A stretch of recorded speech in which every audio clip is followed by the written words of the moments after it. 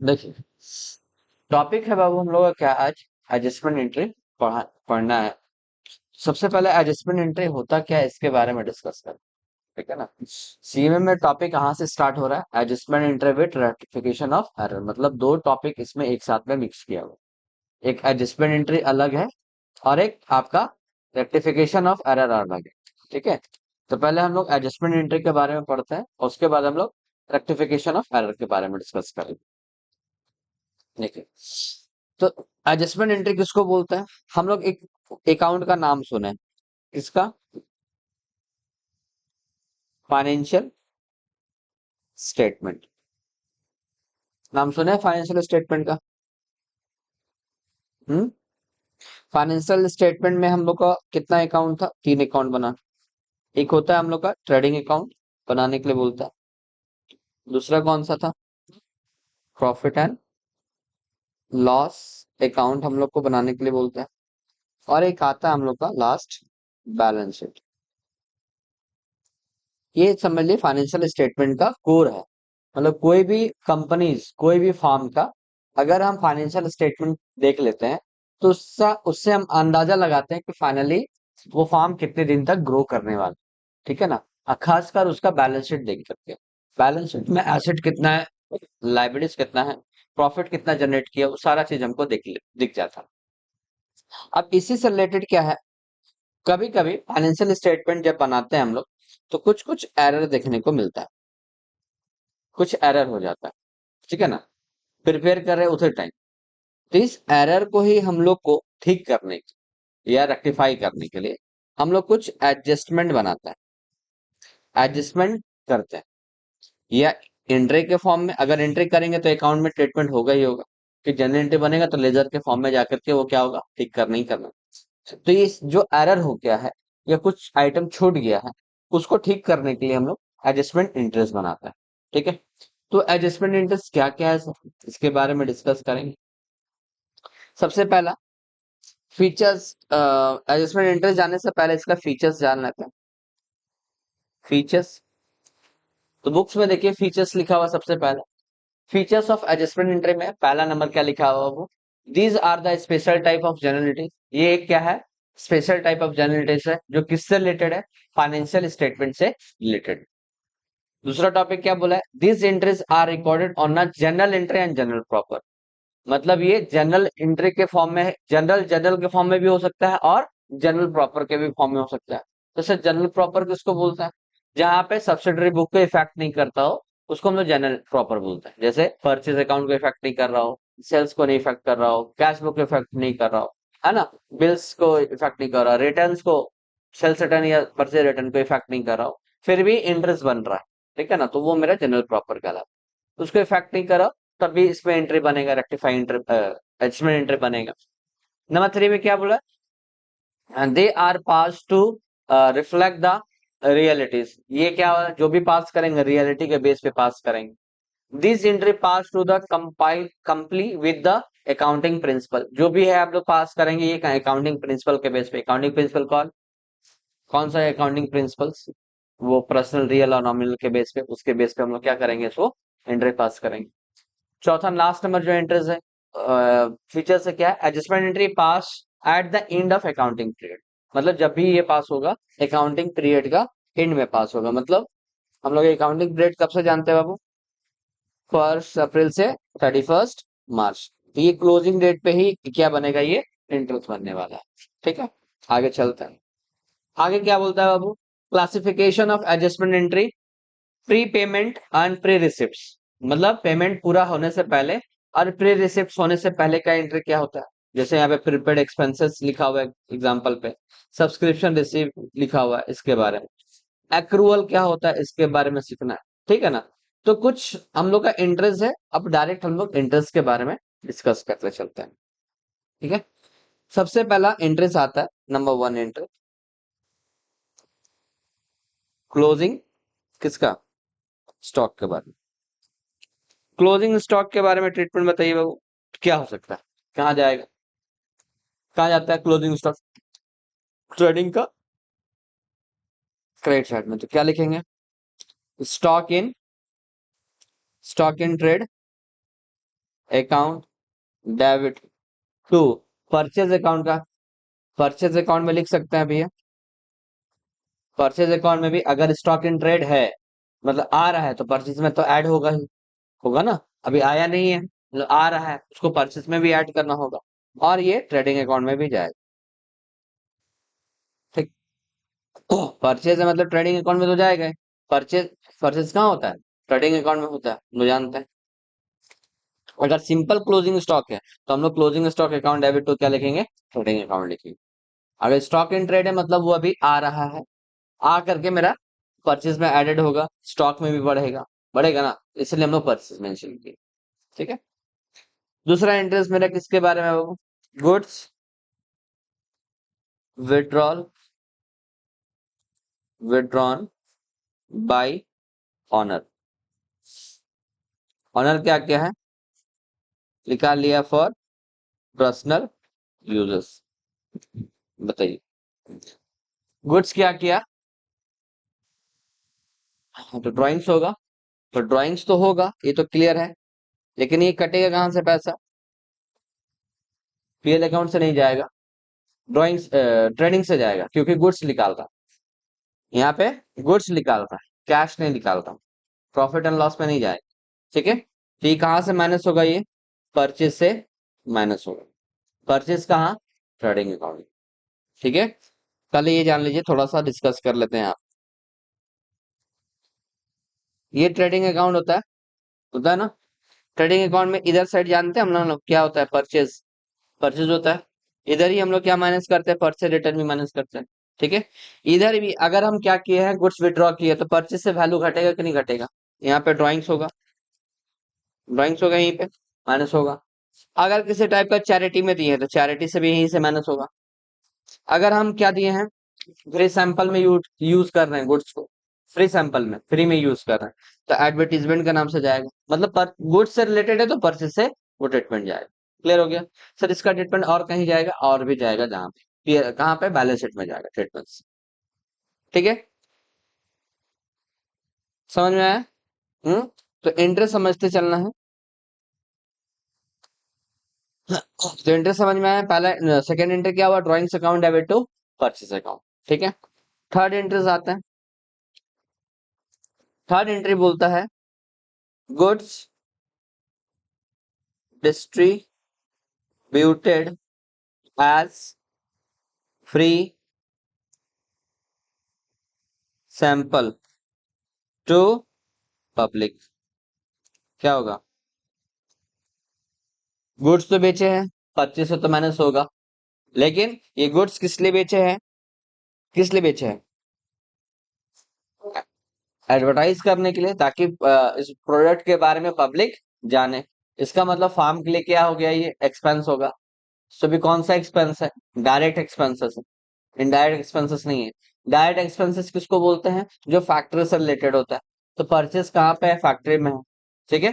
और indirect expense किसको बोलता है? जो ऑफिस से रिलेटेड होता है, जो पीएल अकाउंट में आता है। ठीक है। तो ये कहाँ जाएगा मेरा?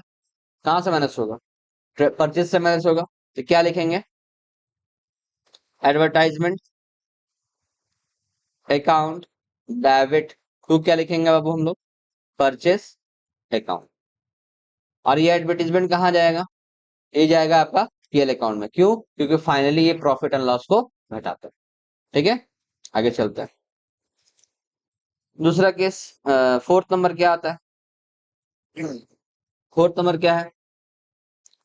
Goods distributed as free sample to employ. क्या लिखे? Goods distributed as free sample to employ. Employ को दे दिए फ्री में, सेम केस है, बस यहाँ पे क्या लग गया है? एम्प्लॉय लग गया। तो या तो एम्प्लॉय को दिए होंगे वेजेस के फॉर्म में, या तो सैलरी के फॉर्म में, दो ही केस हो सकता है। अगर हम फ्री में दे रहे हैं तो उसका पैसा कहाँ, मतलब एम्प्लॉय के लिए एक्चुअली में क्या हुआ कि भैया तुम कुछ पैसा भी ले लो और कुछ मेरे पास से सामान भी ले लो, तो तुम्हारा पेमेंट एक दिन का हो जाता है। तो वही दे रहे हैं यहाँ पे हम लोग, क्या दिए? तो वो एक्चुअली में फ्री में है, पैसा उसका कटेगा नहीं। लेकिन जब हम लोग अकाउंट में लिखेंगे तो क्या नाम से लिखेंगे? या तो वेजेस या तो सैलरी के नाम से लिखेंगे। और कटेगा कहाँ से? परचेस से कटेगा, क्योंकि क्या दे रहे हैं आप? गुड्स दे रहे हैं। ठीक है, तो यहाँ पे क्या लिखेंगे बाबू? वेजेस या तो सैलरी, अकाउंट डेबिट टू क्या लिखेंगे? Purchase. Clear?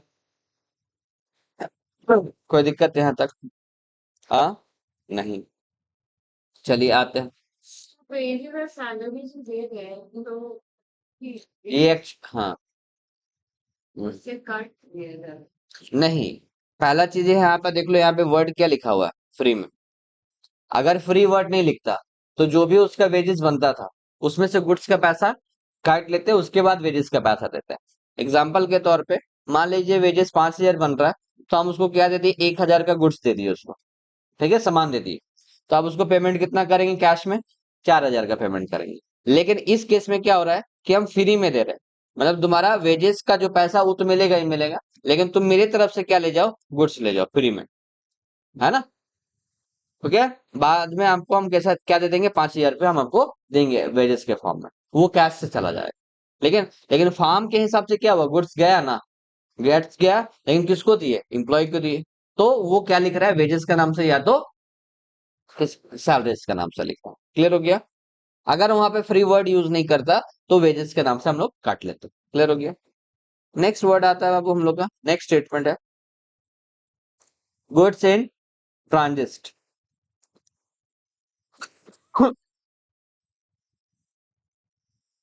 Goods in transit, same case, ऊपर वाला क्लोजिंग स्टॉक वाला ही है बाबू। ठीक है, गुड्स अभी रास्ता में है, रेलवे से आ रहा है, चाहे ट्रक से आ रहा है, चाहे किसी चीज से आ रहा है, वो आ रहा है। ठीक है ना? सेम वर्ड है। ठीक है, इसका ट्रीटमेंट क्या करेंगे हम लोग? गुड्स इन ट्रांजिट लिखेंगे। Goods in transit account debit. तो बताइए, गुड्स आ रहा है तो कहाँ एडेड होगा? परचेज में एडेड होगा, परचेज में प्लस होगा। ठीक है, और कहाँ एडेड होगा? स्टॉक में भी एडेड होगा। तो अभी तो आ रहा है, अभी तो आया नहीं। ठीक है, लेकिन फिलहाल इसको कहाँ लिखेंगे? परचेज में मेंशन करेंगे। परचेज या तो ट्रेडिंग अकाउंट। ठीक है, पहला केस जैसे था सेम उसी तरीका से। नेक्स्ट क्वेश्चन है बाबू, नेक्स्ट एडजस्टमेंट है 6 नंबर में, क्या बोलता है देखते हैं। Abnormal, abnormal loss of stock. Abnormal loss क्या हो गया? एबनॉर्मल लॉस का मतलब वैसा लॉस जो हम जानबूझ के नहीं किए। ठीक है, जैसे सामान ला रहे तो कोई पैकेट फट गया, चूहा काट दिया, बारिश में भीग गया, ठीक है ना, हो सकता है चोरी हो गया, फट गया, कुछ भी कंडीशन हो गया, एक्सीडेंट हो गया तो पूरा माल बर्बाद हो गया। ठीक है, तो वो एबनॉर्मल केसेस में आता है। नॉर्मल केसेस में क्या होता है? जानबूझ के किए। तो यहाँ पे हम लोग किसके बारे में बोल रहे हैं? एबनॉर्मल केसेस के बारे में। किसका बारे में? स्टॉक के बारे में, मतलब गुड्स के बारे में। तो मान लीजिए एबनॉर्मल लॉस होता है तो कहाँ से पैसा माइनस होगा? परचेज से। तो इसका मतलब जो सामान हम परचेज करके रखे हुए हैं वही सामान मेरा क्या हो रहा है? लॉसेस में जा रहा है ना? या मेरा मंगवा रहे हैं, तो मंगवाते पता चला कि भैया गाड़ी से आ रहा है जा रहा है, वो क्या हो गया? फट गया। तो 50 पेटी मंगाए थे, 2 पेटी खराब हो गया ना? तो परचेज से ही एक्चुअली माइनस हुआ। अब ऐसा तो नहीं है कि उसका पैसा हम नहीं दिए, पैसा तो दिए ना। तो परचेज का पैसा में परचेज का अमाउंट में वो क्या हो जाएगा? वो माइनस हो जाएगा। क्लियर? समझ में आ रहा है? तो एबनॉर्मल लॉसेस ऑफ स्टॉक का मतलब क्या हो गया कि ऐसा लॉसेस जो क्या हो जाए, लॉस बाय फायर हो सकता है, लॉस बाय थेफ्ट हो सकता है, लॉस बाय एक्सीडेंट हो सकता है, किसी भी कंडीशन से हो सकता है। लेकिन यहाँ पे गया क्या? गुड्स गया, गुड्स चल गया। ठीक है, तो क्या लिखेंगे बाबू? लॉस, या एबनॉर्मल लॉस लिखे direct. Abnormal loss account debit to, क्या गया एबनॉर्मल लॉस में? क्या गया? गुड्स ना, तो यहाँ पे परचेज लिखेंगे। ठीक है, परचेज या तो ट्रेडिंग अकाउंट, ट्रेडिंग अकाउंट में ही तो परचेज आता है, लेकिन परचेज ही मेंशन करके रखना ताकि समझ में आए परचेज आखिर क्यों कर रहा है। ठीक, नेक्स्ट आता है मेरा इंटरेस्ट। नेक्स्ट एंट्री क्या आता है बाबू? Stock use as stationery. Stock का कुछ पैसा क्या कर रहे हैं? स्टेशनरी के फॉर्म में यूज कर रहे हैं, मतलब कुछ गुड्स को हम लोग क्या कर रहे हैं, स्टेशनरी की तरह यूज कर रहे हैं। जैसे जैसे दुकानदार में क्या होता है, कपड़ा दुकान वाला क्या करता है, जैसे दुकान में गुड्स मंगाया, उसमें से कुछ सैंपल के तौर पे वो क्या रखता है, दुकान में रखता है। तो उसको किस टाइप का यूज कर रहा है वो, स्टेशनरी की तरह, कि दुकानदार वाला जो कस्टमर है, कस्टमर इस टाइप का गुड्स को देखेगा तो मेरे पास से परचेस करेगा। हम वो सेम टाइप का गुड्स को बेच नहीं रहे हैं, लेकिन उस टाइप का गुड्स को दिखा करके कस्टमर को अट्रैक्ट कर रहे हैं कि आप आइए, इस टाइप का गुड्स भी मेरे पास अवेलेबल है। तो वो कहाँ से वो गुड्स निकाला, जो परचेस किया था उसी में से एक तो गुड्स निकाला, और वो क्या कर रहा है, अपना फार्म के लिए, मतलब अपने बिजनेस के लिए स्टेशनरी की तरह यूज कर रहा है। ठीक है, तो क्या लिखेंगे, स्टेशनरी अकाउंट डेबिट टू। अब स्टेशनरी किस बेसिस पे यूज कर रहा है, स्टॉक के लिए कर रहा है ना। तो स्टॉक कहां से माइनस होगा बाबू, परचेस, खत्म। नेक्स्ट आता है 8 नंबर, क्या हो रहा है, material use for constructing fixed assets. क्या कर रहे हैं, कुछ मटेरियल है, तो मटेरियल है, हम लोग क्या कर रहे हैं, यूज कर रहे हैं किस चीज के लिए, फिक्स एसेट बनाने के लिए। जैसे कि एग्जांपल के तौर पे हमको बिल्डिंग बनाना है, तो बिल्डिंग के लिए हम लोग क्या क्या परचेस किए होंगे, सीमेंट, है ना, बालू, और भी गिट्टी वगैरह सारा चीज यूज किए होंगे।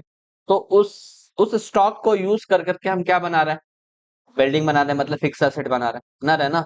उसी तरह से लकड़ी है मेरे पास में, तब उस लकड़ी का यूज करके क्या बना रहे हैं, फर्नीचर बना रहे हैं। तो एक्चुअली में उस वो मेरे लिए क्या था, गुड्स था, परचेस किया हुआ सामान था, उससे किस में कन्वर्ट कर रहे हैं, फिक्स एसेट में कन्वर्ट कर रहे हैं। क्लियर हो गया।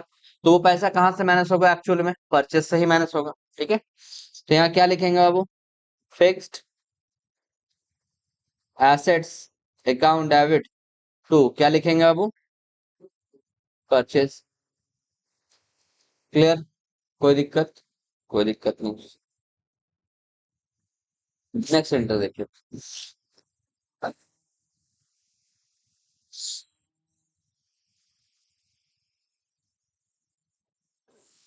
सबसे पहला गुड्स, ध्यान से समझिएगा, ये वाला इंपॉर्टेंट है।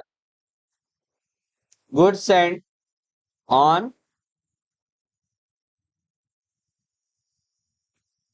Approval basis, pending approval on balance sheets, balance sheet date. ठीक है, सबसे पहले ये वर्ड समझना है कि सर अप्रूवल बेसिस का मतलब क्या, अप्रूवल बेसिस का मतलब क्या। जैसे हम लोग क्या किए बाबू, ऑनलाइन ऑर्डर मारते हैं, ऑनलाइन ऑर्डर मारते हैं, तो ऑनलाइन में जब भी ऑर्डर मारते हैं तो उसके पास दिखाता है कि स्टॉक अवेलेबल है, तब हम लोग ऑर्डर मारते हैं। तो जैसे ही ऑर्डर मारते हैं तो वो क्या करता है, डिस्पैच करने के लिए वो रेडी कर देता है। कौन, ऑनलाइन शॉपिंग वाला सब क्या करता है कि ये गुड्स में से, मतलब इस स्टॉक में से ये वाला अमाउंट यहाँ पे जाने वाला है, मतलब ये वाला जा रहा है। ठीक है, तो वो एक्चुअली में किसमें कंसिडर करता है, सेल्स में कंसिडर करता है, क्योंकि आप क्या कर रहे हैं, परचेस कर रहे हैं, वो सामने वाला आपको क्या कर रहा है, बेच रहा है। अब अप्रूवल बेसिस का मतलब हो गया कि आप आज आज तो ऑर्डर मार दिए, और वो रेडी फॉर द शिप होने के लिए वो रेडी हो चुका था। ठीक है ना, या आधा दूर तक आ चुका था। मन क्या हुआ, घर में मम्मी से पैसा मांगे, पैसा नहीं दी मम्मी, कि मम्मी ये सामान मंगा है, अब हम पैसा दो, मम्मी बोली पैसा नहीं। तब क्या कर दिए, उसको कैंसिल मार दो। तो जैसे ही वो शिप होकर के आ रहा तो वापस कहाँ चला जाएगा वो, फिर से वो वहां पे स्टॉक में दोबारा चला जाएगा, कहां से स्टॉक से निकला था, और दोबारा कहाँ चला जाएगा वो, स्टॉक में ही वापस चला जाएगा। किस प्राइस पे जाएगा, सेम प्राइस पे नहीं जाएगा, कॉस्ट प्राइस पे जाएगा, क्योंकि आपको दिख रहा है सेल प्राइस पे। जब आपको सेल किया तो सेल प्राइस पे जाएगा, तो जब हम रिटर्न में मारेंगे तो सेल प्राइस पे जाएंगे, लेकिन जब उसका स्टॉक में ऐड होगा तो कौन सा स्टॉक, कौन सा प्राइस पे स्टॉक एडेड होगा, कॉस्ट प्राइस पे। ठीक है, एग्जाम्पल तौर पे हम क्या बताएं, सामान है 12,000 का, सेल प्राइस है, सेल प्राइस है 12,000 का, लेकिन इसका कॉस्टिंग प्राइस है कितना, कॉस्ट प्राइस है 10,000 का, इसका कॉस्ट प्राइस है। तो हम सेल कर देंगे तो कितना में मिलेगा, 12,000 में। ठीक है, तो हमको 12,000 पेमेंट करना पड़ेगा जब मेरे पास आ जाएगा।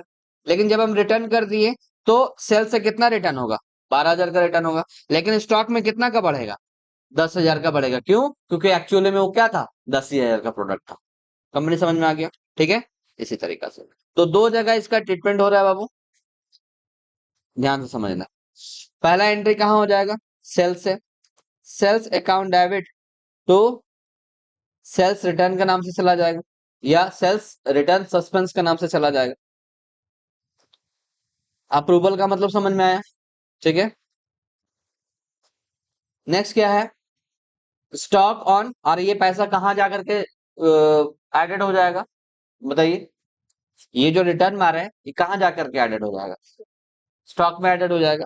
तो क्या लिखेंगे, स्टॉक अकाउंट डेबिट टू, कहाँ पे, ट्रेडिंग अकाउंट, क्लोजिंग स्टॉक में जाकर के एडेड हो जाएगा, क्लोजिंग स्टॉक में जाकर के एडेड हो जाएगा, क्योंकि स्टॉक से तो निकल चुका था और सेल में ऑलरेडी मेंशन कर चुके थे। तो ट्रेडिंग अकाउंट में, ट्रेडिंग अकाउंट में यहाँ पे सेल है, यहाँ पे क्लोजिंग स्टॉक है, तो सेल से तो यहाँ माइनस हो गया सेल्स रिटर्न के नाम से, और क्लोजिंग स्टॉक में क्या हो जाएगा, आकर के प्लस हो जाएगा।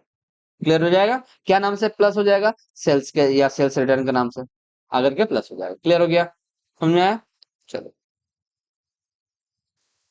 समझ में आ रहा है। आगे इंटर चलते हैं। लो, आप कितना नंबर हो गया, 9 नंबर, अब 10 नंबर आते हैं बाबू। 10 नंबर क्या बोला, आउटस्टैंडिंग एक्सपेंसिव, क्या गया, आउटस्टैंडिंग एक्सपेंसेस का नाम से जाए। तो आउटस्टैंडिंग का मतलब क्या होता है, क्या होता है बताइए तो। बकाया होता है, मतलब ड्यू है। तो बकाया किस चीज पे हो सकता है, बहुत सारे चीज पे हो सकता है, वेजेस पे हो सकता है, सैलरी पे हो सकता है, रेंट पे हो सकता है। ठीक है, एक्सपेंसेस मतलब ये पूरा का ओवरऑल क्या है, एक्चुअली में एक्सपेंसेस है। एक्सपेंसेस में हम लोग क्या रख लिए, आउटस्टैंडिंग रख लिए, बकाया रख लिए। क्या लिखेंगे अब, जैसे अगर एक्सपेंसेस लिखना हो तो एक्सपेंसेस लिख लिए, नहीं तो अगर वेजेस है तो वेजेस लिखेंगे, अगर सैलरी है तो सैलरी लिखेंगे, रेंट है तो रेंट लिखेंगे, या एक्सपेंसेस है तो एक्सपेंसेस लिखेंगे। अकाउंट डेबिट, ये चारों में से कुछ भी। टू, क्या लिखेंगे, आउटस्टैंडिंग, आउटस्टैंडिंग क्या, वेजेस है तो वेजेस, सैलरी है तो सैलरी, रेंट है तो रेंट, या तो एक्सपेंस है तो एक्सपेंस, ये चारों में से कोई एक एंट्री आएगा। क्लियर हो गया, चलिए नेक्स्ट।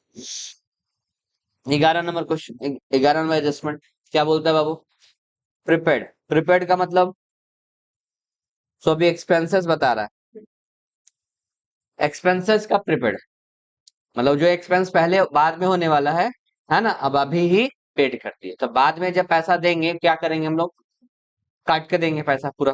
ठीक है, तो क्या लिखेंगे वो बताओ, prepaid, prepaid expenses account debit to, क्या लिखेंगे, एक्सपेंसेस, एक्सपेंसेस। अब मान लीजिए यहाँ पे एक्सपेंसेस का जगह क्या रहता, रेंट रहता, तो prepaid rent account debit to rent होता, वेजेस होता तो वेजेस, सैलरी होता तो सैलरी, इंश्योरेंस होता तो इंश्योरेंस का केस अलग हो जाता है। प्रिपेड यहाँ पे क्या लिखते हैं, insurance premium account debit to cash account में चला जाता है। समझ में आ गया, इंश्योरेंस का केस में अलग हो जाता है, क्या होता है, यहाँ पे लिखते हैं insurance, insurance premium account debit to, क्या चल जाता है बाबू, कैश में, क्योंकि वो पैसा दे चुके हो। क्लियर है, ठीक है, लेकिन ये सब का केस में क्या करना हम लोग को, उसके नाम से मेंशन करना।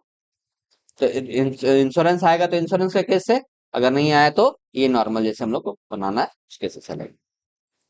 नेक्स्ट है हम लोग का 12 नंबर, 12 नंबर में क्या बोलता है, pre, pre receive, pre receive income, बताइए तो, प्री रिसीव इनकम का मतलब क्या, टाइम डिफरेंस होगा। नहीं, पहले ही मिल गया, ठीक, कोई दिक्कत नहीं। यहाँ क्या लिखेंगे, इनकम, अकाउंट डेबिट, तो क्या हो जाएगा वो, प्री रिसीव। ठीक है, ये हो गया तुम्हारा प्री रिसीव का कंडीशन। अन अन इनकम है वाला कंडीशन से, ठीक है ना, अन वाला कंडीशन से मतलब जॉब लग गया, बिना काम किए हमको सैलरी पहले मिल गया एडवांस, तो बाद में जब सैलरी का डेट आएगा तो वो कट के मिलेगा। एक्चुअली में ये क्या है, प्रीपेड ही है, लेकिन ये इनकम के फॉर्म। ठीक है, एक आता है बाबू हम लोग का क्या, तीसरा नंबर, इसी का ही मिलता जुलता भाई है, उसको हम लोग क्या बोलते हैं, accrued income. Accrued income, accrued income किसको बोलते हैं, वैसा इनकम जो मिल चुका है, मतलब हमको पता है कि मिलेगा ये वाला पैसा, लेकिन कैश के फॉर्म में मेरे पास नहीं आया है। जैसे हमको पता है कि हम ये वाला गुड्स को बेचेंगे, मतलब कोई भी सामान को बेचेंगे तो इतना कमीशन मिलेगा, हम बेच दिए, कमीशन अभी तक मेरे पास नहीं है, इसका मतलब ड्यू है कमीशन।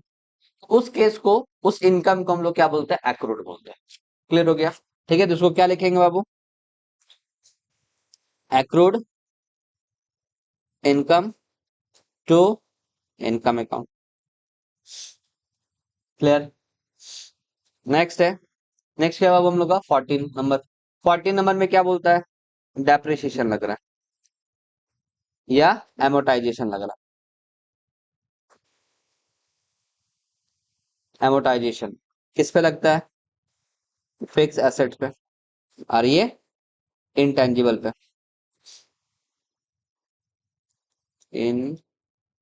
इंटेंजिबल एसेट्स पे, ये इंटेंजिबल एसेट्स पे लग रहा है, तो डेप्रिसिएशन ही एक्चुअली में रख रहा है ना, तो एंट्री क्या लिखेंगे इसका, किस पे लग रहा है, फिक्स एसेट पे, तो यहाँ पे लिखेंगे डेप्रिसिएशन, डेप्रिसिएशन या एमोर्टाइजेशन अकाउंट डेबिट टू, अगर यहाँ पे फिक्स एसेट है तो यहाँ पे क्या लिखेंगे, फिक्स एसेट या तो इंटेंजिबल एसेट्स, इंटेंजिबल एसेट्स का नाम लिखेंगे। क्लियर। ठीक है, चलिए नेक्स्ट मेरा क्या आता है बाबू, 15 नंबर, मेरे पास आता है provision, provision for bad debts. ध्यान से समझ, ध्यान से समझना इसको। ठीक है, तो ये समझाने से पहले थोड़ा सा अकाउंट समझ लीजिए,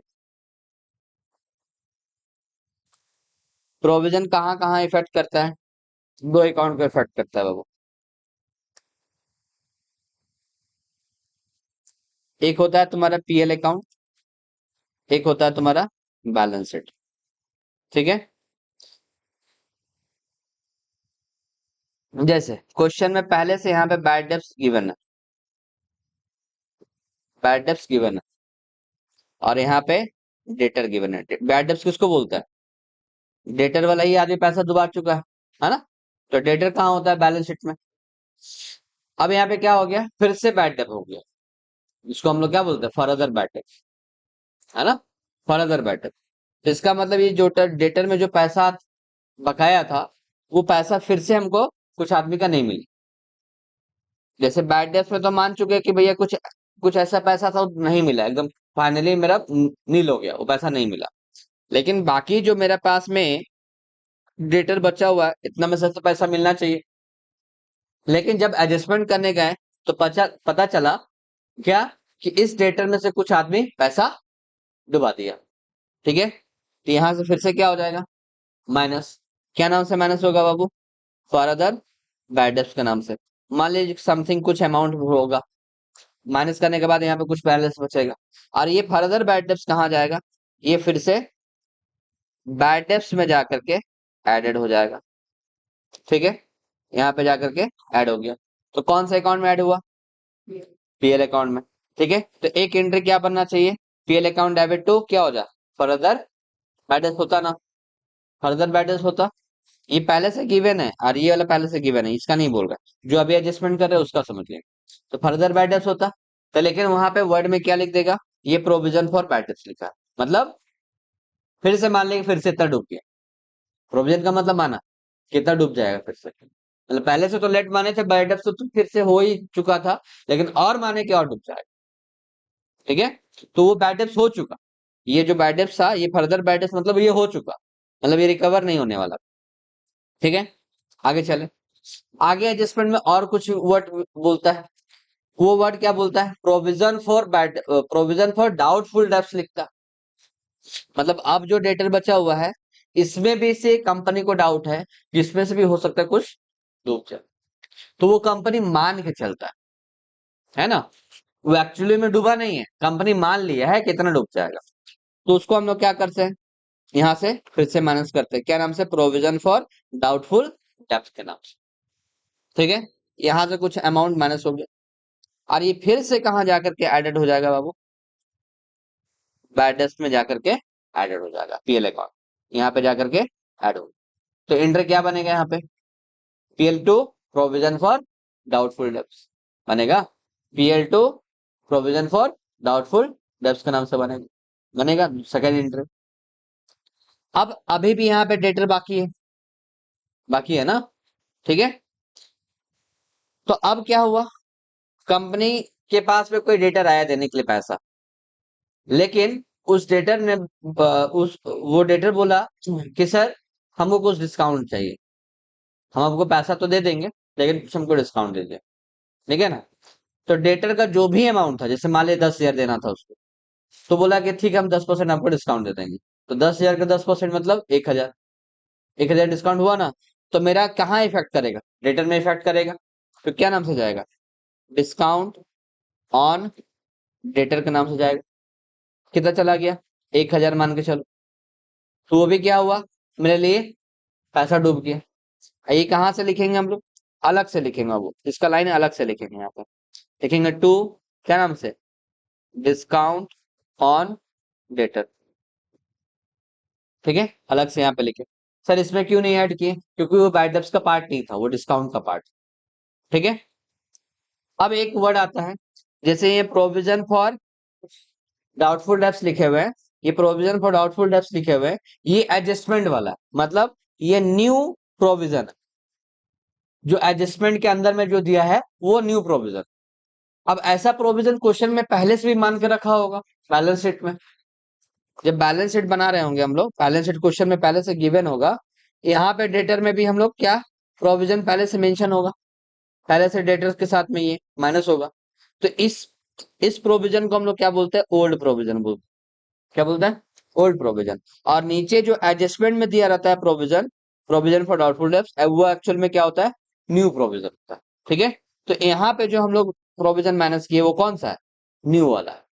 ठीक है, और यहाँ पे जो प्रोविजन की है वो भी न्यू वाला, अब क्या करेंगे, इसी में माइनस करवा देंगे, क्या, old provision for doubtful debts minus करवाएंगे, नहीं, नहीं, क्योंकि ऑलरेडी वो डेटर में हो चुका है पहले, ये बैलेंस शीट में यहाँ पे हो चुका है ना पहले से एक बार, तो दोबारा क्यों करवाएंगे, वो तो पुराना वाला है। ठीक है, अब यहाँ पे जो अमाउंट आएगा ये माइनस कर करके फाइनली हम लोग कहाँ लिखेंगे, अंदर में लिखेंगे। ठीक है, तो इसमें तीन टॉपिक समझाया बाबू, एक फर्दर बैड डेब्ट्स, एक प्रोविजन, और एक डिस्काउंट वाला, तो तीन एंट्री बन रहे हैं आप। ठीक है, तो तीनों एंट्री आप साथ में लिखेंगे, समझ में आया कैसे गया, अब इसका एंट्री मेंशन कर लेते हैं। ठीक, समझ में आ गया ना, चलो,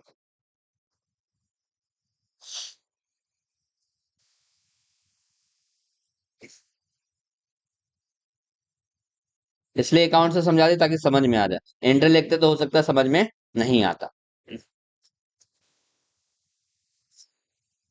चलो, सबसे पहले क्या आ जाए, पहला एंट्री कौन सा, प्रोविजन फॉर बैड डेब्ट्स, मतलब ये कौन सा है, फर्दर बैड डेब्ट्स वाला कंडीशन है ना, तो फर्दर बैड डेब्ट्स कहाँ से माइनस होगा बताओ, और बैलेंस शीट का, बैलेंस शीट का डेटर से, और पीएल का बैड डेब्ट्स में प्लस हो जाएगा, पीएल अकाउंट में बैड डेब्ट्स में प्लस हो जाएगा, तो एक्चुअली में कहाँ इफेक्टेड हो रहा है, पीएल अकाउंट में, पीएल अकाउंट डेबिट, तो क्या लिखेंगे, प्रोविजन फॉर बैड डेब्ट्स, यहाँ पे लिखेंगे हम लोग, बैड डेब्ट्स मतलब ये हो चुका। ठीक है, ये फर्दर बैड डेब्ट्स लिख सकते हैं। नेक्स्ट एंट्री क्या हो सकता है बाबू, नेक्स्ट एंट्री है प्रोविजन फॉर डिस्काउंट या प्रोविजन फॉर डेटर्स, डेटर्स बोलो मतलब प्रोविजन फॉर डाउटफुल डेब्ट्स बोलिए, या इसी में साथ इंक्लूड कर देते क्या, डिस्काउंट। ठीक है, तो दोनों का एंट्री क्या हो जाएगा, ये दोनों भी कहाँ इफेक्ट कर रहा है, पीएल अकाउंट को इफेक्ट करेगा, पीएल अकाउंट डेबिट टू, अगर डिस्काउंट है तो लिखेंगे डिस्काउंट ऑन डेटर्स, अगर प्रोविजन फॉर डाउटफुल है तो क्या लिखेंगे, प्रोविजन फॉर डाउटफुल डेब्ट्स के नाम से लिखेंगे।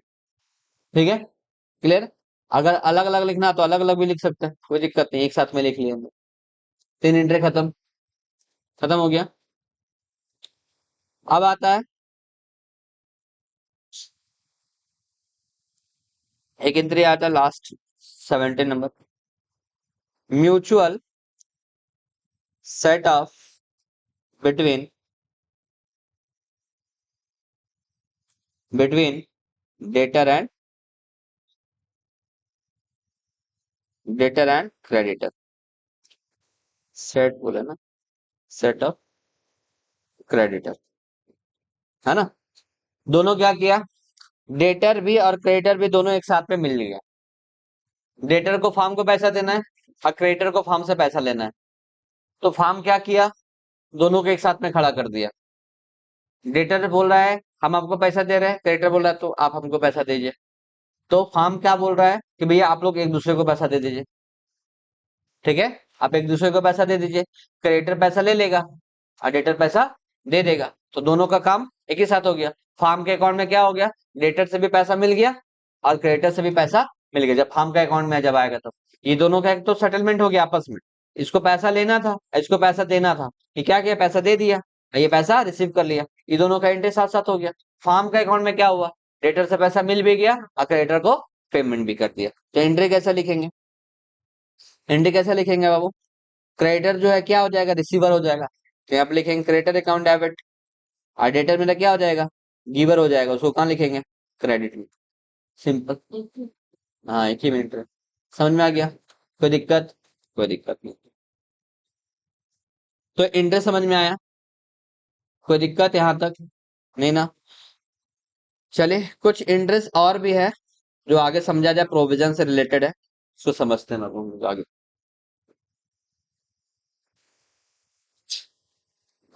देखिए यहाँ पे टॉपिक लिखा हुआ है क्या, accounting treatment of bad debts, provision for doubtful debts, provision for discount and debtors, provision for discount on creditors. यहाँ पे क्रेडिटर्स के बारे में अभी तक डिस्कस नहीं किए थे, सिर्फ डेटर के बारे में डिस्कस कर रहे थे, ठीक है ना। तो क्या करेंगे सर इसके बारे में बताइए, कुछ नहीं बाबू, सेम अभी जो सिखाए थे, बैड गुड बैड डेट्स किसको बोलता है, गुड डेट्स किसको बोलता है, गुड डेप्थ किसको बोलता है, देखिए the depth which are not bad, they are neither the possibilities bad depth, not to be doubtful about the realization. ठीक है, इट्स कॉल्ड गुड डेप्थ, मतलब ना कि वो डुबाएगा और ना कि ऐसा है कि वो लेके भागेगा। ठीक है, उस टाइप को हम लोग क्या बोलेंगे, गुड डेप्थ बोलेंगे, जिसको उधार दिए हैं तो हमको पता है कि वो पैसा लेकर के भागने वाला नहीं है आदमी, ठीक है ना, और ना ही डुबाने वाला आदमी, ना तो भागेगा ना तो डुबाएगा, पैसा रिकवर हो जाएगा, उस टाइप को हम लोग क्या बोलेंगे, गुड स्टेप्स बोलेंगे। ठीक है, डाउटफुल किसको बोलता है, डाउट में है, पैसा दे भी सकता है नहीं भी दे सकता है। ठीक है, बैड डेप्स किसको बोलेंगे बाबू, जो फाइनली डुबा चुका फार्म। प्रोविजन किसको बोलेंगे, माना है, फार्म माना है कि इतना पैसा डूबने वाला, पहले से मान चुका है। क्या देखिए फर्स्ट ईयर में क्या लिखा है, बैड डेप्स, क्या bad debts account debit to sundry debtors. ठीक है, creating a provision for doubtful debts, create कर रहे हैं प्रोविजन, कहां पे जाएगा, पीएल अकाउंट में, PL account debit to provision for doubtful debts. Transferring to bad debts, bad debts में ट्रांसफर करेंगे तो क्या लिखेंगे, profit account debit to bad debts. ठीक है, सेकेंड ईयर में क्या हो गया, बैड डेब्ट्स फिर से वही एंट्री होगा, बैड डेब्ट्स टू क्या होगा, अगर सेकेंड ईयर में फिर से बैड डेब्ट्स हो जाता है तो क्या लिखेंगे, इंटरेस्ट सेम होने वाला, अगर बैड डेब्ट्स हुआ है फर्स्ट ईयर में तो एंट्री लिखे है, तो सेकेंड ईयर में भी तो बैड डेब्ट्स हुआ है तो एंट्री दोबारा से सेम होने वाला है।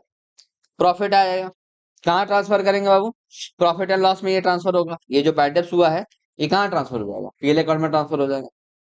ठीक है, फिर प्रोविजन फॉर डाउटफुल फिर से आ गया मेरे पास में, तो क्या PL account debit to provision for doubtful debts.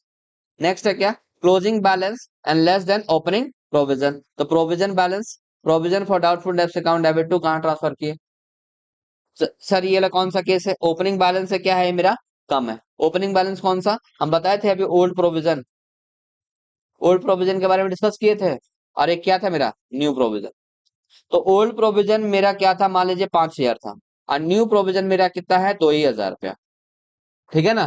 तो हम ओल्ड वाला में पैसा एक्चुअली में ज्यादा मान चुके थे कि हो सकता है कि 5,000 डूब जाए, लेकिन पता चला कितना डूबा, 2,000 डूबा, तो 3,000 का फायदा ना। तो ये वाला पैसा क्या करेंगे, फिर से रिकवर कर लेंगे, ठीक है। इंटर क्या हो जाएगा, उल्टा हो जाएगा। तो ये अमाउंट जो यहाँ पे हम लोग ऐड करते थे वो कहाँ चल जाएगा, क्रेडिट साइड में चला जाएगा पीएल अकाउंट का। तो देख लीजिए क्या लिखा, provision for doubtful account debit to PL account, PL account का क्रेडिट साइड में ही चला जाएगा। क्लियर हो गया, ये डेबिट में है, लिखेंगे कहाँ पे, एंट्री में तो डेबिट में होगा, जब ट्रांसफर करेंगे तो कहाँ जाएगा, क्रेडिट अकाउंट में ट्रांसफर होगा। क्लियर हो गया, ठीक है। देखिए कुछ क्वेश्चन है इससे रिलेटेड, देखो ध्यान से समझना है, समझ लोगे तो क्वेश्चन का भी दिक्कत नहीं है, क्वेश्चन है इससे, आता है एग्जाम में भी, ठीक है। देखिए क्या है, मिस्टर अधुना, है ना, अधुना company has a provision for bad debts, कितना है मेरे पास में 13,000 against their books debts 1 April 2020 2015 during the year 31 March 2022। 22 में क्या बता रहा है, 8,500 अप्रूव इरेकेबल, फिर से पता चला कि फिर से इरेकेबल हो, इरेकेबल का मतलब फिर से फर्दर फर्दर बैटर्स, ठीक है। It was desire to maintain the provision for bad debts account, कितना, वो सोचा कि भैया प्रोविजन फॉर बैडर्स आप मेंटेन करने का, बार बार हमको डूब जा रहा है तो भैया हम कैसे बर्दाश्त करेंगे, इसलिए पहले से मान लो कितना डूब जाएगा ताकि शांति रहेंगे। तो प्रोविजन कितना बोला, 5% लेने के लिए बोल रहा है। Bat on debtors which should be, कितना है डेटर का अमाउंट कितना है मेरे पास 3,90,000 before the writing of the bad debts, bad debts होने से पहले। तो देखिए हम लोग को सिर्फ क्या बनाना है, provision for doubtful debts account बनाना, ठीक है। तो मेरे पास पहले से बैड डेब्ट्स कितना था, तो पहले से बीडी लिख लिए यहाँ पे, और यहाँ पे टू बैड डेब्ट्स इस बार कितना डुबा दिया मेरे पास फिर से आदमी, तो क्या नाम से लिखे, बैड डेब्ट्स के नाम से लिख दिए। हाँ हाँ,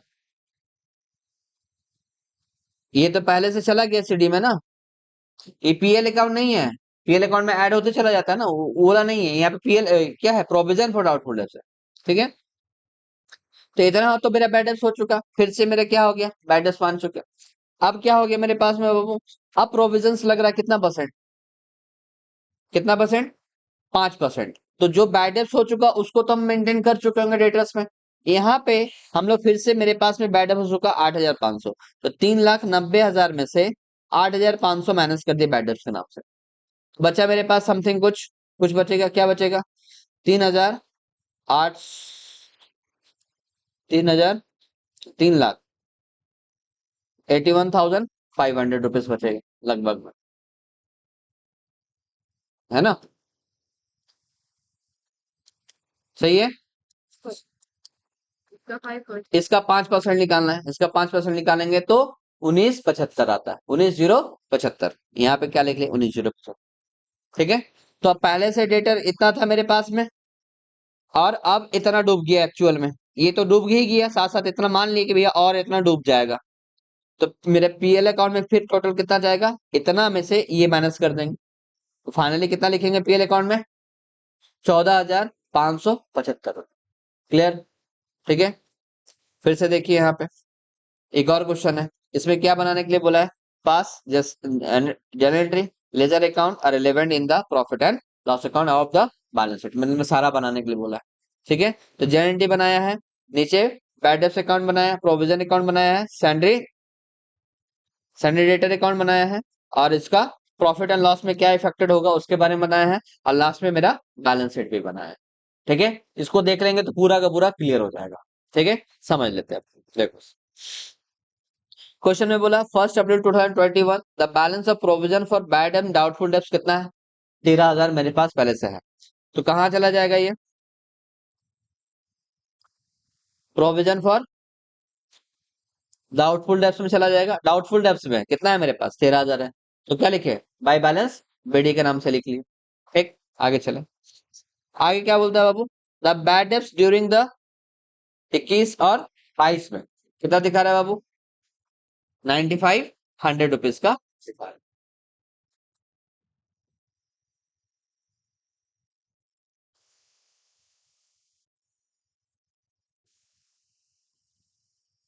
95 100 रुपीज का फिर से मेरे क्या दिखा दिया? बैड डेब्ट्स दिखा दिया। कहाँ लिखेंगे? बैड डेब्ट्स में भी जाएगा और कहाँ जाएगा? प्रोविजन में भी जाएगा। ठीक है, देखिए देखिए मेरे पास में बैड डेब्ट्स में कितना दिखाया? 9,500। और प्रोविजंस में नहीं, तो ये सिर्फ बैड डेब्ट्स का दिखा रहा है। अच्छा, during the year bad debts बता रहा है कि मेरे पास इतना बैड डेब्ट्स था, तो ये बैड डेब्ट्स का बैलेंस है एक्चुअली में। तो यहाँ पर लिखिए हम लोग क्या? बैड डेब्ट्स का बैलेंस टू बैलेंस बेडी का नाम से लिख देंगे। ठीक है, आगे चलते हैं बाबू। The salary dated 31 March 2022 should 3 lakh, मेरे पास कितना है? 3,25,000 रुपया मेरे पास डेटर का अमाउंट है। 3,25,000। ठीक है, out of this debtor of 2,500 is bad debts can not be realise, उससे पैसा मिला ही नहीं। तो क्या हो गया? Further bad debts. कंडीशन देखो कहाँ लिखेंगे, देखिए बैड डेब्ट्स में लिखे, बैड डेब्ट्स में लिखे, यहाँ पे लिख दिया हम लोग क्या? 2500 बैड डेब्ट्स अकाउंट में। लेकिन इसका ट्रीटमेंट हम लोग का कहाँ कहाँ होगा? सैलरी डेटर में क्या करेंगे? मेरे पास कितना है पैसा? है 3,25,000 था, इसमें से फर्दर बैड डेब्ट्स कितना हो गया? 2,500 रुपया चला गया। बैलेंस शीट में ट्रीटमेंट देखो, देखो यहाँ पे डेटर्स है, फर्दर बैड डेब्ट्स कितना चला गया? समझ में आ गया? तो सर पीएल अकाउंट में क्या इफेक्टेड होगा? तो पीएल अकाउंट में प्रोविजन, प्रोविजन निकालना है, अभी अभी निकाले नहीं है वाला, निकालेंगे। तो देखो यहाँ पे लास्ट में, यहाँ पे 2,500 रुपया बैड डेब्ट्स के नाम से ऐड कर दिया। किसके साथ में? जो पुराना वाला बैड डेब्ट्स था उसके साथ में एडेड हो गया। ठीक है, तो ये ओल्ड वाला बैड डेब्ट्स है, ये न्यू वाला बैड डेब्ट्स है। क्लियर? समझ में आ रहा है? चलिए आगे चलते हैं। आगे क्वेश्चन क्या बोलता है? The provision for doubtful debts to be rescinded कितना? 5% ऑन सैलरी डेटर्स। फिर से कितना बना है? 5% मान के चले। तो बचा मेरे पास कितना बाबू बताओ? सैलरी डेटर में बचा कितना मेरे पास? 3,22,500 रुपये बचा। इसमें से हम लोग कितना परसेंट निकालेंगे? 5% फिर से निकालेंगे। निकाले 3,22,500 पे कितना परसेंट? 5% निकालें, कितना आ गया? 16,125 रुपये मेरे पास फिर से आया। ठीक है, तो ये क्या हो गया? ये लेट माने कि मेरा भैया इतना और डूब जाएगा। ठीक है, तो इसको माइनस करने के बाद डेट फाइनली मेरे पास डेटर का वैल्यू इतना बचा। तो क्या सर बैड डेट्स में भी लिखेंगे, सैलरी डेटर में भी लिखेंगे? सैलरी डेटर में लिखेंगे? नहीं लिखे, क्योंकि इसमें सिर्फ बैड डेट्स माइनस किए, क्योंकि एक्चुअली में इतना तो बचा हुआ है ना डेटर, डेटर इतना बचा हुआ है। ये कहाँ चला जाएगा? प्रोविजन में चला जाएगा। प्रोविजन में क्या किए? कितना मान चुके हैं, कितना मेरा क्या हो जाएगा? पैसा डूब जाएगा। तो सर ये 12,000 कहाँ से आ गया? ये 9,500 प्लस बैड डेट्स था, 9,500 था, प्लस मेरा कितना? 2,500 कौन सा? फर्दर बैड डेट्स वाला, दोनों ऐड करके यहाँ पे लिख लीजिए। ठीक है, तो पहले से प्रोविजन इतना 13,000 था, बैड डेब्ट्स कितना हो गया? 12,000 ऑलरेडी हो चुका। फिर से अब क्या माने? प्रोविजंस माने। कितना आया मेरे पास प्रोविजन? 16,125 रुपया प्रोविजंस माने। अभी दोनों का ऐड किए, कितना आया? 28,125। इसमें से 13,000 माइनस कर दिए, तो मेरे पास में पीएल अकाउंट का बैलेंसिंग फिगर कितना बच गया? 16,125 रुपये बच गया। सॉरी 15,100, 15,000 आएगा, 15,000 नहीं आना चाहिए, -13,000। 15,000 लिख रहे हैं। ठीक है, और देखिए यहाँ पे बैलेंस में देखो, तो ये यही पैसा उठ करके यहाँ पे चला आया, देखिए 12,000, यही पैसा उठ करके यहाँ पे 12,000 रुपये आया है। तो लिखे हम लोग क्या नाम से? बैड के नाम से लिखे। ठीक है, आगे चले। लेकिन ये देखो यहाँ पे रॉन्ग किया हुआ है ना, 16,125 लिखा हुआ है। प्रोविजन है कितना मेरा? 15,125 रुपये बचा हुआ था। देखिए यहाँ पे 15,125 बचा हुआ है। ठीक है, इसमें क्या माइनस किए? बैड माइनस किए, ठीक है, और पुराना वाला प्रोविजन को भी क्या कर दिया हम लोग इसमें से माइनस किए। ठीक है, फाइनली माइनस करने के बाद कितना है मेरे पास, 15,125 रुपया मेरे पास बच रहा है। 16,000 कैसे दिखा दिए, 16,000 पहले से था क्या बाबू? 5% प्रोविजन वाला अच्छा, 16,000 वो वाला था क्या, प्रोविजन वाला। प्रोविजन वाला था ना, ये वाला, ये वाला था ना। ठीक है, ये वाला प्रोविजन वाला, नया वाला, नया वाला प्रोविजन, इसमें हम लोग क्या ऐड किए, bad debts plus further bad debts, उसमें से क्या माइनस कर दिए, ओल्ड वाला प्रोविजन माइनस कर दिए, तो फाइनली मेरे पास क्या बच गया, इतना, 15,150 रुपये। इसका एंट्री क्या क्या हुआ, तीन एंट्री हुआ, 3 से 4 entry. Bad debts to further bad debts, है ना, बैड डेब्ट्स टू सेंडिकेटर के नाम से लिखे। उसके बाद provision for bad debts 12,000 total लिखे। टोटल इसमें कौन कौन सा है, 9,500 प्लस 2,500, दोनों ऐड करके, और ये कहाँ ट्रांसफर हो गया, पीएल अकाउंट में, profit and loss account debit to कितना, 15,125 रुपए। समझ में आ गया, ठीक है, क्लियर है।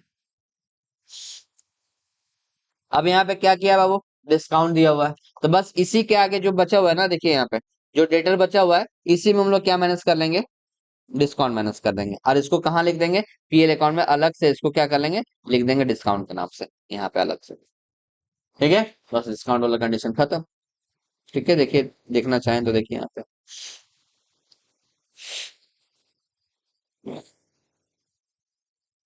पीएल अकाउंट में कहाँ चले, देखें यहाँ पे प्रोविजन पे डिस्काउंट है लिखा हुआ है, यहाँ पे ये फर्स्ट ईयर का ही है, और ये सेकेंड ईयर वाला, 2 ईयर का बना के दिखाया है, ये फर्स्ट ईयर का है, सेकेंड ईयर का। फर्स्ट ईयर का डिस्काउंट इतना, सेकेंड ईयर का डिस्काउंट इतना हो। ठीक है, तो डिस्काउंट कब होता है, जब डेटर पेमेंट करते हैं, ठीक है ना, वो मांगता है कि सर मुझे कुछ डिस्काउंट दे दीजिए। क्लियर, बैलेंस उधार दिया फिर भी, अब मान लीजिए कोई कस्टमर ऐसा है जो बहुत साल से मेरे पास से खरीद रहा सामान, ठीक है ना, कभी भी डिस्काउंट नहीं मांगा, इस बार मांग रहा है, सर इतना दिन से आपके साथ में हम काम कर रहे हैं, कुछ तो डिस्काउंट दे दीजिए।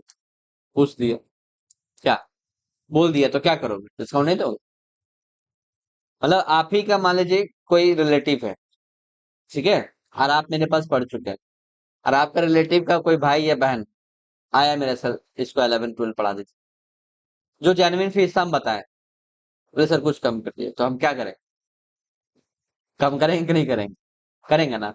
तो वही चीज है कंडीशन इसमें भी, कि बहुत पुराना कस्टमर होने के वजह से कभी कभी फार्म को या ऑनर को डिस्काउंट देना पड़ता, ताकि वो कस्टमर मेरे पास से जाए नहीं।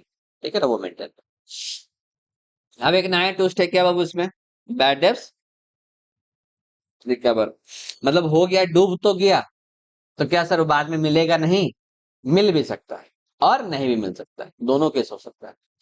मिलेगा कैसे, बैक रिकवर होगा कैसे सर, हो सकता है कि उस फार्म के पास में, ये उस पर्सन के पास में पैसा बाद में आया हो, और उसको फर्दर फिर से बिजनेस चलाने के लिए गुड्स चाहिए, तो मेरे पास दोबारा आएगा, तो हम क्या बोलेंगे कि भैया पहले जो पुराना वाला ड्यू बाकी है, जो डुबाया है, तुम बोला पैसा दे दो, तो पहले तुरंत पैसा निकाल करके दे देगा कि भैया ये पुराना वाला चुकता करिए, और फिर से पैसा निकालेगा कि भैया इतना पैसा का हमको फिर से क्या दीजिए, सामान दीजिए, हम अपना बिजनेस चालू करना चाहते हैं। तो क्या करेंगे, बैड डेब्ट रिकवर भी हुआ, और उसके साथ में फिर से रिलेशन भी बच गया।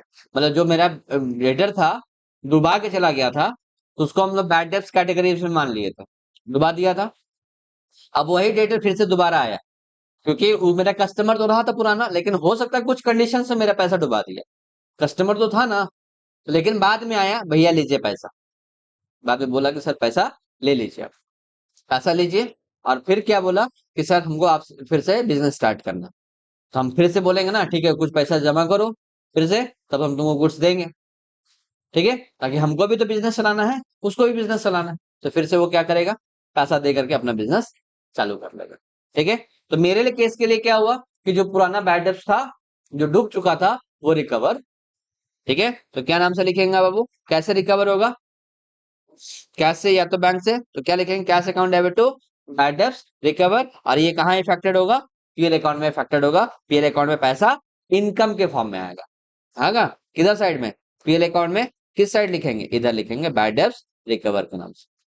समझ में आ गया, क्लियर? इससे रिलेटेड क्वेश्चन है, देख लेना। ठीक है, आज इसको अभी बनाइएगा, ये वाला। ठीक है, फिर से प्रोविजन फॉर डिस्काउंट वाला कंडीशंस आ गया, चलो खत्म हो गया, खत्म अब वो, खत्म हो गया। ठीक है, एक्सरसाइज आ गया, आगे देखते हैं, अभी सॉल्व के। Exercise वही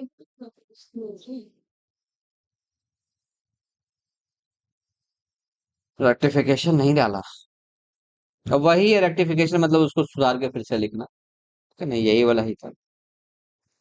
सही है ना बाबू, कोई डाउट रहा? स्कैनर में हम देंगे फिर एग्जीक्यूटिव से कुछ तो इसी का ही इंटरेस्ट होगा, प्रोविजन से रिलेटेड ही होगा, प्रोविजन से रिलेटेड ही होगा। ठीक है ना, इसमें क्वेश्चन तो नहीं डाला है अभी तक, इसमें तो नहीं ना डाला अभी तक, इसमें डाला।